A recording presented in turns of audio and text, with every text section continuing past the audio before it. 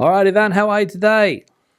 Very good, very good. Happy New Year. Feliz Yeah, año. happy 2022 to you. What have you been up to? Long time no speak.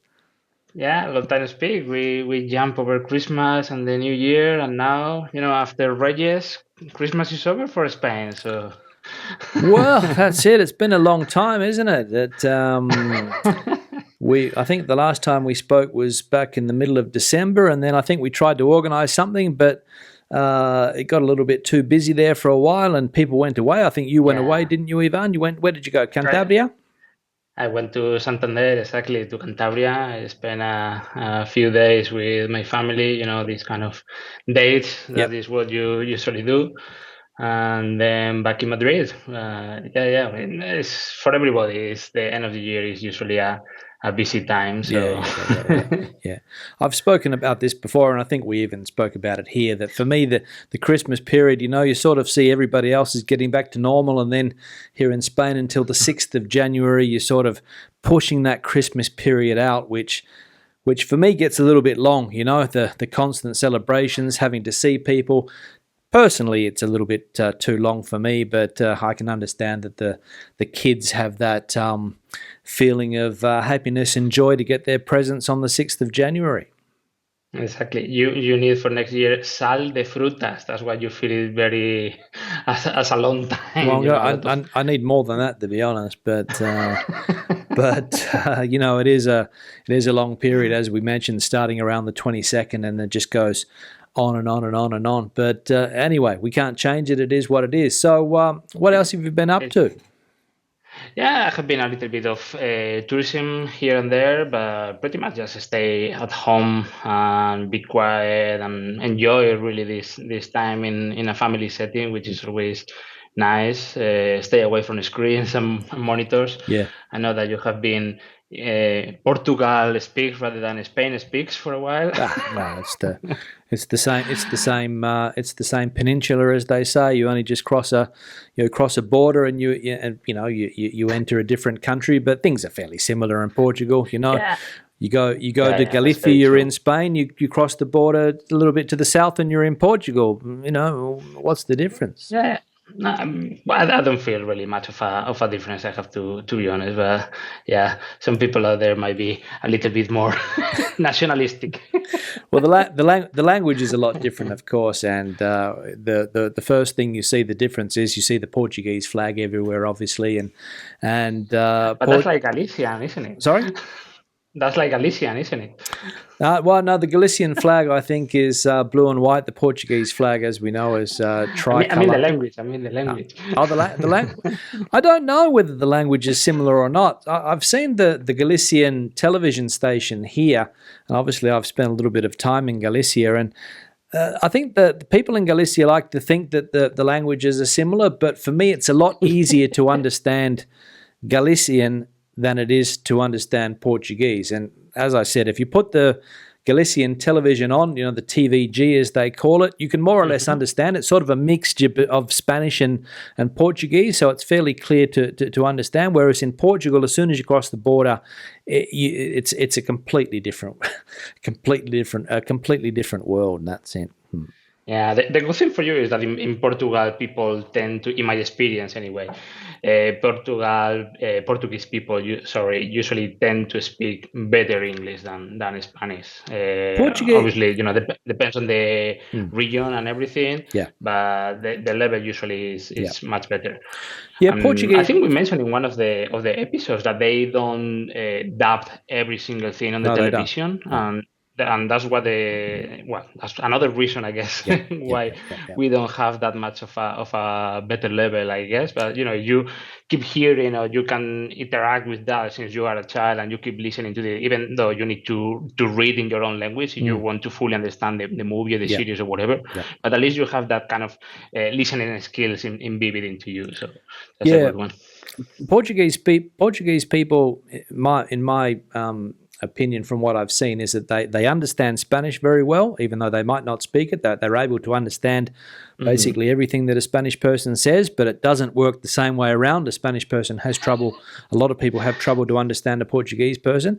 And then when it comes to That's English, true. you're right. The general English level does seem to be a lot better in Portugal. For example, if you walk into let's say, for example, you walk into a telephone shop, if you need to get a telephone line or something like that, the person behind the counter will make an effort to speak in another language if you don't understand Portuguese.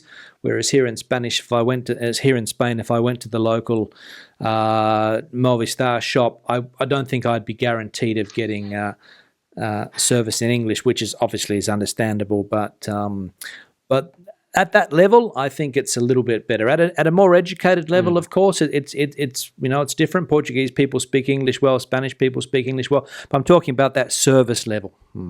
Yeah. I totally get it. We have a word as well for, because the Portuguese, as you said, they are very complacent in that sense. And the moment that they realize that you speak Spanish, they try to adapt the Portuguese, like the intonation and everything to make you understand. Yeah. And we call it portuñol. Yeah, I don't know if the Portuguese call it portuñol as well, but it's kind of this common ground that we invented. Yeah. And I think just because I think that there's so many Spanish people crossing the border. There's a lot more Spanish people cross the border, it seems, than Portuguese people coming into Spain. Obviously, the bigger population and things like that. But another thing I think, Ivan, is that the Portuguese language has a lot more vowel sounds, where Spanish only has 5 vowels, so it's fairly limited in that sense. Whereas Portuguese seems to have a lot more, and I think they're able to adapt those sounds a lot better to pick up on languages quicker. Yeah, and the SH sound is as well, that is more natural for the Portuguese rather than the Spanish pronunciation as well. It's a natural sound that they have. Yeah, that words that finish with an S have a sh sound. That's exactly right. So so that's exactly right. Whereas here in Spain, it is more difficult for Spanish people to get some of those sounds perfected. That's right. That's it. So you said you did a bit of traveling, Ivan. Where did you go to? Yeah, we went to a castle. My wife, as I mentioned a couple of times, is nationalist Australian, so like to discover a little bit of Spain, and that is what we are trying to do as any opportunity really that we have. And we went to Belmonte Castle. I was looking for something very, I don't know, I wouldn't say traditional, but very typical from Spain, and one of the castles that were very well kept and it has been refurbished a couple of times. It was the Belmonte Castle in Cuenca. Okay. So yeah, we went there and have a little bit of a medieval day. So Belmonte Castle in Cuenca. Yeah, I suppose, because I think you said that your wife lived in Queensland for a while, did she? Yeah. She did uni there in Brisbane. So not many castles in Queensland. Or in all Australia, correct me if I'm wrong. Maybe you've got the odd one or two that have been built by a crazy person down there, but historically, there's no castles. No, that's right. No. Like the Medina del Campo, that cathedral, I think it was, that this guy in Spain was building for so many years. Mejorada. There you go. Sorry. Yeah, you're right. Yeah. Well, again, people, you could argue whether he's a few kangaroos short of the top paddock, as they say. He's gone out of his way to build a cathedral, I think, in the style to. I'm not sure if it's a similar looking cathedral to the one in Barcelona, the Sagrada Familia, but it's the same concept, right? A person who has the objective in life to try to build a monument. That would be a little bit ambitious, but I read a couple of things that this guy in their own time kind of like studied to be a priest, and he was enlightened by God, etc., Yeah, etc. So that's it. one day he decided to to build a cathedral. But yeah, coming back to the castle, Yeah, that was a Belmonte very Castle. nice Sorry. Yeah. Belmonte. There you go. As I mentioned a couple of times, we don't have a car, so I rent a car for going to Santander Yeah. and be here and there and go a little bit of mobility and opportunity to visit things. Um, sorry, in the Belmonte Castle, they organize some kind of medieval battle competitions, basically, and there's like a world championship. There were like banners around there, obviously not in winter.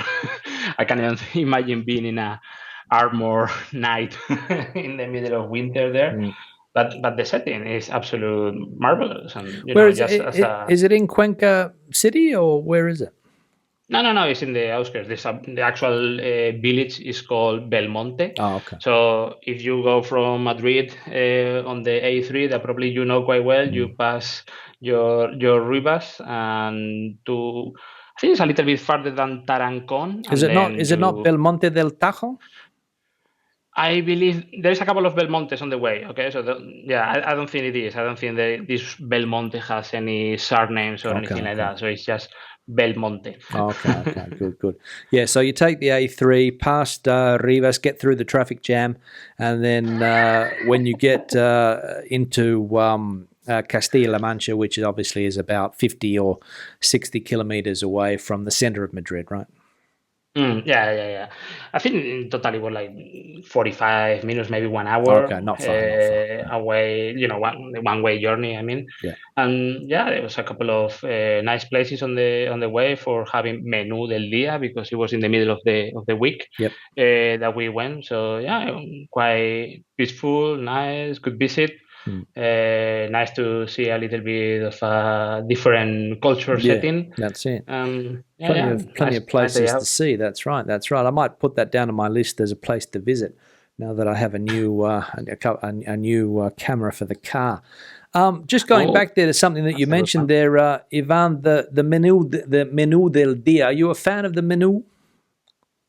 When I can, I am a fan of the menú del día. Mm, Yes, mm. I think that is one of the beauties of Spain, being able to eat a three-course meal for, I don't know, 10, 11, 12, 15.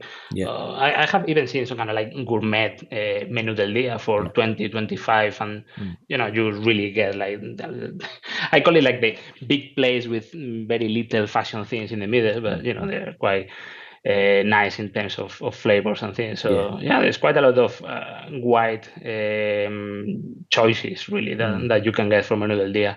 But when you are out there, I'm not a fan of the jornada partida, having that long break in yeah. the middle of the day to eat. Yeah, we'll just But explain. when I We'll, can, we'll just explain what that is. So, mm, even though it's becoming less and less common, yeah, it is. traditionally it was common for people to break their working day. Right, finish at 1:30, 2:00, 2:30.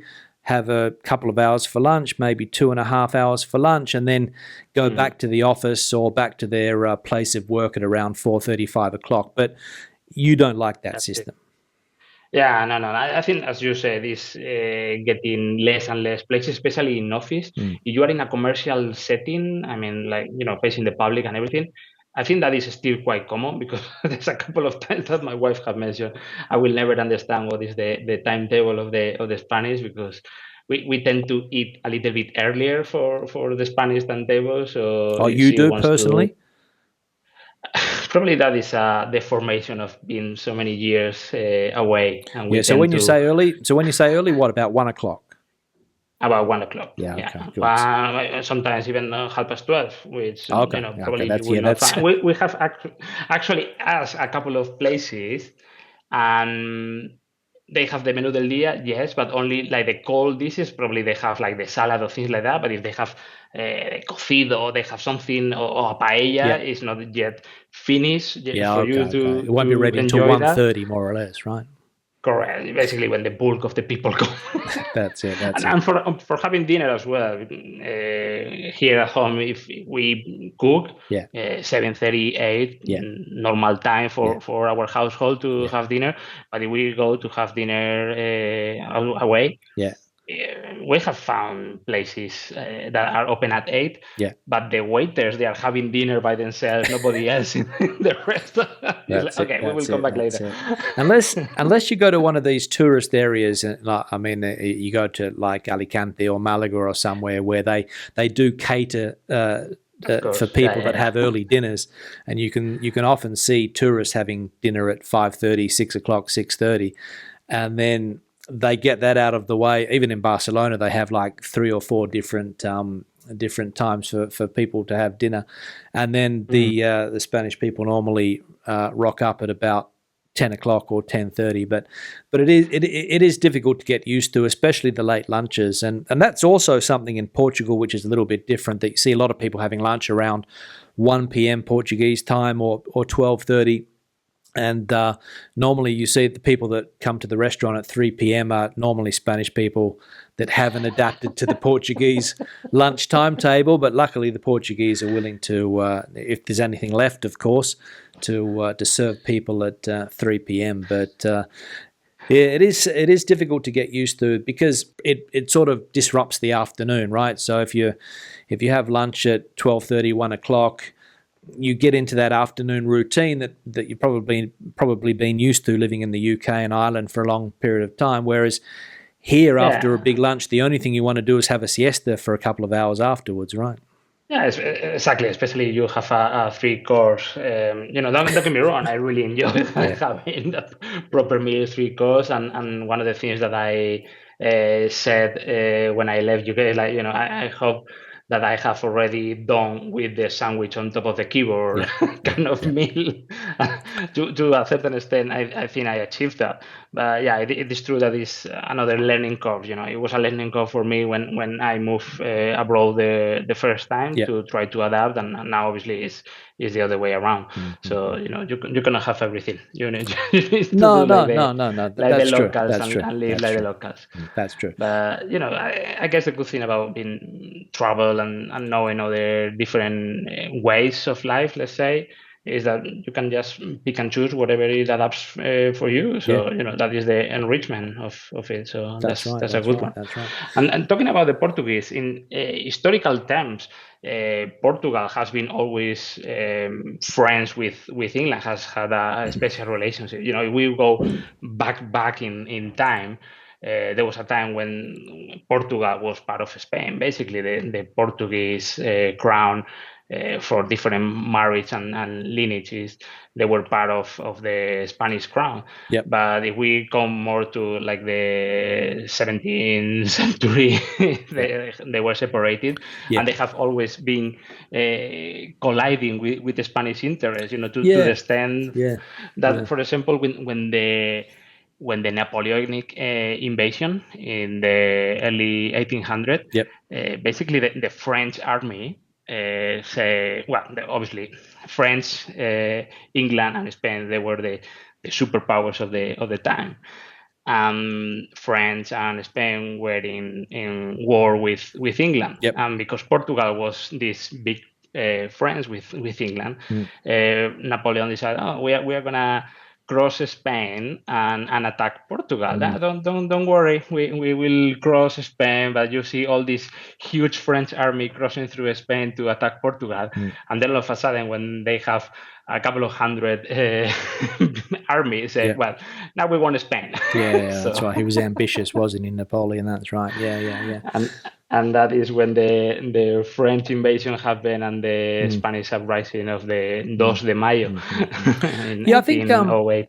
I think that's true. I think also Portugal. This is obviously just something that I've sort of thought over the years. Is that Portugal seems to have turned its back on Spain in the way that it looks towards the Atlantic Ocean, right? So all of the big cities are on the Atlantic Ocean there. You've got Porto in the north, you've got Lisbon in the south, and there's not really much action in the interior in Portugal. There's a lot of rundown towns and, there's not a lot of life. And the big populations are living on the coast looking out towards the Atlantic, not necessarily towards Spain. And I think that's probably one of the reasons why they as you said, they want to keep that distance between the two countries.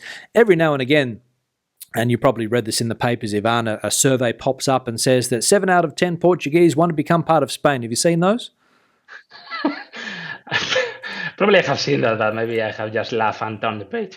Yeah. So there's every now and again they sort of have these, a survey, and they sort of interview people. Oh no, we would prefer to be part of Spain, rather than a separate country. But then you've got the very nationalistic side of the Portuguese, which of course is, and that it is quite a nationalistic country. Whenever they do well in a football game, people are out in the streets with the flags and celebrating, and Cristiano Ronaldo is like he's like a national hero there. And when he was playing in Madrid for Real Madrid, and when Mourinho was the coach of Madrid, there was a little bit of tension sometimes between the Spanish press and the Portuguese players and coaches, and there is a bit of a rivalry between the two countries, obviously, because when you have a big country like Spain so close, there's always that that they remember the past, Ivan, probably, right? Yeah, of course. And, for whether we like it or not, at the end of the day, a lot of the cultural things, a lot of the thoughts that we have, it's just been observations that has passed generation and generation and generation. And probably we don't really know why until we dig a little bit into history. And that rivalry, it just comes, for example, with the Tratado de Tordesillas. I remember there was a video when you were there. Yeah. There was a time when Spain and Portugal were like the two superpowers in the world. True, and they discovered America, and Portuguese were great sailors and were sailing and trading as well, because that was the key of sailing, because Portugal was a small country. Right. Yeah. They needed to sail, they needed to trade, they needed to grow their market somehow. Okay, so this Tratado de Tordesillas, they split the world. Imagine how what is the mentality at the time? Whatever from this parallel is whatever you discover from this parallel is yours. Whatever I discover from this parallel is mine. That's it. And that's how they split the world. That's how we got South America, wasn't it? Exactly. And that was why Brazil come Portuguese, basically. And that is what pushed Spain to find another route to the Indies, to what is known now the Philippines, basically. Because all of them, it was basically like a market, like a trade market from the Portuguese to bring peppercorns. Okay, peppercorn was a huge, it was like a very, very expensive thing. So I think I read in some book that maybe the salary of a man throughout its own life, like a normal, agriculture or a normal person, it was a couple of peppercorn seeds. Okay, so the Portuguese discovered this island in the Philippines, where they're super, super rich in spices and peppercorn in special. So the Spanish, we cannot sail through Africa to the Indies, to the Philippines, because that is Portuguese. Okay, they were quite not very welcome. Okay, so that's why they push it to discover a different route to the Indies. That's right. You can also see that, I think, in the Portuguese cuisine, it's a little bit spicier, with a few more spices maybe than the Spanish cuisine. That's right. Very true. That's, everything has an explanation. Of course it does. That's right. It's the history. That's the history. Good. All right, good. So what are we expecting in 2022, Ivan? You're hoping for a better year? I hope for a better year. I don't know what is the shape or form of that, but hopefully it's a good one. Pandemic-wise, personal-wise, professional-wise, we hope that everything goes better from now on. Well, that's right. Yeah, I'm hoping that I'll be able to travel back to Australia this year in 2022. You never know what's going on at the moment, especially with the pandemic, of course. But from what I'm picking up, and there's people talking about it now. Somebody on the news today, Ivan, said that by Semana Santa, by Easter, things will be getting back to normal. Did you hear? So who knows? Yeah, that's the point. The thing is that we have seen and we have read and we have heard so many different things. Yeah, You get to this, I don't know, vaccination rate, and we will be free, and that's that it. Didn't didn't happen. happen. That we will get to this stage of infection rate, and we will be free. That didn't happen. When I left the UK, I couldn't see the pubs open, so Yeah, I couldn't even have a proper a final pint pint. farewell there. Exactly. Final pint. So I tend to be a little bit more pessimistic A in little bit believing more. this kind of forecast. But Yeah. touching wood. Hopefully, we will be on the same plane to Perth. Let's say. Well, that's it. That's it. Yeah, via Queensland. That's it. That I would be think you a said good you one. have friends in Perth, don't you? I have friends in Perth. I have some family from my wife in Adelaide. I Yeah, have friends in Brisbane. I yeah. have friends in Sydney. Well, And the nothing good, about Northern Territory. yeah. Well, So the good news is, just before we finish, I think I heard the other day, or maybe before the Christmas break, that Qantas is planning a one of these non-stop flights from Rome, I think, to Perth. So that'll be interesting. that would be a nice one. Well, they have the London to Perth. That was like the longest. Well, at the Uh, moment, it's cancelled, but yeah, exactly. Everything went to shit after the pandemic. that's But it. yeah, that would be lovely. That would be lovely. Mm-hmm. So yeah, let's see how it goes, or if not, we will need to find another ways. But as you know, if we hop like Middle East or Singapore or anything like that, we will need to double check what the restrictions will be in those That's it. countries, That's it. Having to do increasing those. the complexity of the trip again. So That's it. That's it. And what the rules and regulations are when you arrive there, whether there's some type of quarantine period. Hopefully not, but you never know what's going on. Never know. Anyway, we are not mentioning about Djokovic then. No no, worries. that's it. Anyway, Ivan, we'll start to wrap it up. Good speaking to you again, and we'll be in contact. Yeah, good to see you, Stuart. Good to see that you are always shouting and always keeping us informed about the Spanish news and keeping us informed. So always lovely to join the community. Come with me anytime. Trying to do my best. It's not easy, but anyway. All right, have a good one. See you later. Take care. Stay Bye bye safe. bye bye. See ya.